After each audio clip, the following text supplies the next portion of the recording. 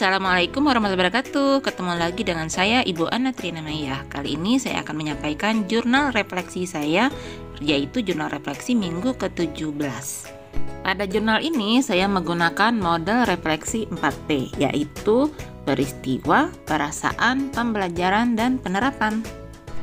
Jurnal ini merupakan media untuk mendokumentasikan perasaan, gagasan, dan pengalaman serta praktek baik yang telah dilakukan. Kalau gitu kita mulai aja ya. Peristiwa. Pada hari Rabu tanggal 2 Februari itu kami memulai kembali aktivitas LMS nih, masuk modul 3 setelah sebelumnya libur selama 1 bulan. Mengawali modul 3 ini kami mengikuti pretest dulu. Kemudian keesokan harinya baru kita masuk ke kegiatan mulai dari diri materi modul 3 dengan tujuan pembelajaran khusus mengaktifkan pengetahuan awal tentang proses pengambilan keputusan sebagai pemimpin pembelajaran yang berada di antara berbagai pemangku kepentingan, di antaranya murid, orang tua murid, guru, yayasan, dan pihak komunitas sekolah. Perasaan. Di awal mulai dari diri itu ada kutipan dari Pak Nadiem yang berbunyi seperti ini. Beban dan amanah kepemimpinan adalah mengimbangi semua prioritas yang terpenting. Tugas saya dalam pendidikan adalah melakukan yang terbaik. Apa yang diinginkan kadang-kadang belum tentu itu yang terbaik. Dan untuk membuat perubahan, apalagi perubahan yang transformasional, itu pasti ada kritik. Sebelum mengambil keputusan, tanyakan apakah yang kita lakukan berdampak pada peningkatan pembelajaran murid. Nadiem Makarim tahun 2020. Membaca kalimat tersebut membuat saya tersentak. Ya, memang beginilah rasanya menjadi seorang pemimpin pembelajaran. Pasti ada kritikan atas keputusan yang kita ambil. Namun saya jadi penasaran dengan apa yang menjadi prioritas utama untuk didahulukan dalam mengambil sebuah keputusan. Sesuai kalimat akhir dari kutipan Pak Nadiem, yaitu berdampak pada peningkatan pembelajaran murid. Materi modul 3 ini sangat penting untuk kita pelajari karena kita adalah seorang pendidik yang pastinya adalah juga pemimpin pembelajaran. Saya jadi semangat untuk menuntaskan materi-materi berikutnya. Pembelajaran.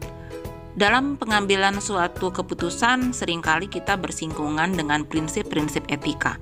Etika di sini tidak berkaitan dengan preferensi pribadi seseorang, namun merupakan sesuatu yang berlaku secara universal.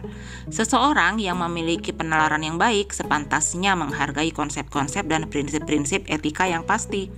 Prinsip-prinsip etika sendiri berdasarkan pada nilai-nilai kebajikan universal yang telah disepakati dan disetujui bersama, lepas dari latar belakang sosial, bahasa, suku bangsa, maupun agama.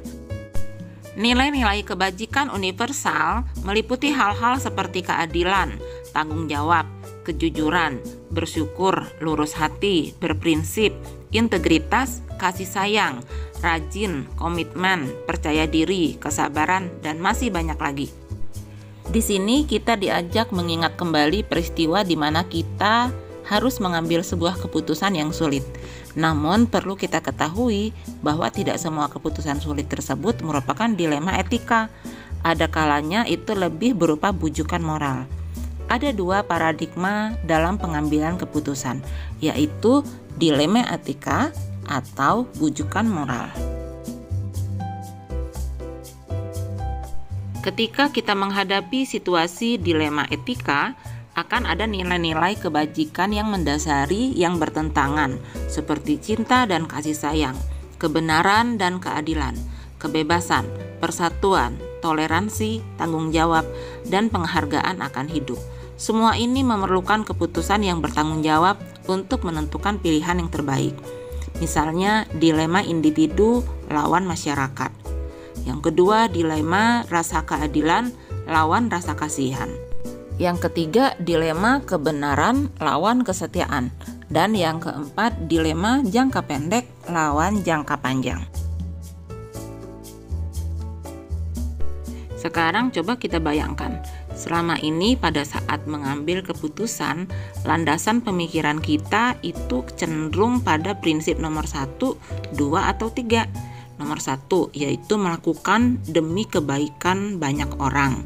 Yang kedua, menjunjung tinggi prinsip-prinsip nilai-nilai dalam diri Anda.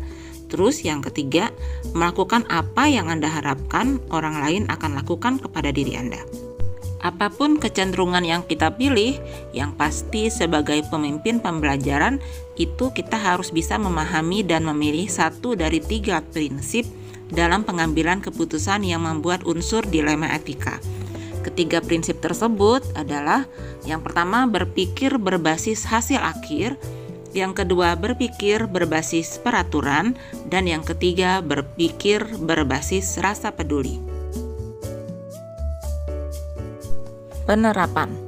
Kedepannya saya harus mampu mengidentifikasi dan memahami prinsip-prinsip etika yang berdasarkan pada nilai-nilai kebajikan universal yang disepakati dalam lingkungan pribadi maupun kerjanya. Terus saya juga harus mampu mengaitkan nilai-nilai kebajikan yang disepakati dan diyakini dalam proses pengambilan keputusan dilema etika, dan mampu bersikap reflektif, kritis, dan terbuka dalam menganalisis nilai-nilai kebajikan yang terkandung dalam sebuah pengambilan keputusan dilema etika. Demikian jurnal refleksi dari saya. Terima kasih dan semoga bermanfaat. Salam guru penggerak. Jangan lupa like dan subscribe ya.